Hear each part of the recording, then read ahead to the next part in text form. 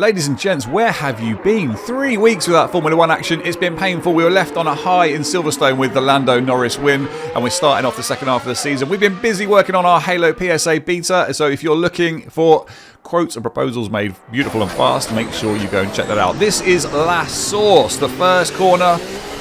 Always carnage on lap 1. They'll be jostling for position here, seeing who's going to brave it out. Are they going to go too wide through this one? Eau Rouge, where we take loads of curb on the way in.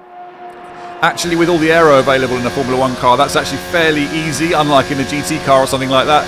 And here, Kemmel Straight, there's going to be this is a DRS zone, so they're just going to be fighting all the way down this straight for position and sending it down the outside. You can do that here and really force your competitor off on the right-hand side there.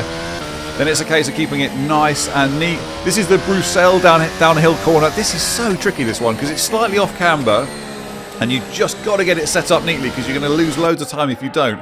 You open the corner up loads there. You really use all the curb. And on the right-hand side there, you'll see a sea. See that hill? You'll see a sea of Max Verstappen fans. The Dutch army will be there watching him go through Pouhon. This is a high-speed double apex.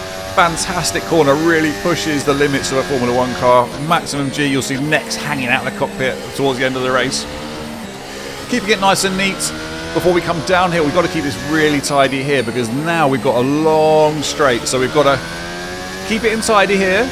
You'll see him qualifying. They'll be off on the gravel there as they're trying to keep it pinned with low downforce. And now it's just a long, long run as we go through Stavelot and then into Blanchimont. So here you can stand on the hill on the left-hand side there and look down into the cars as they're fighting their way through, watching the aero work, watching a Formula 1 car at its best. And then we're into the final chicane, that's it. And there's moves available here as well.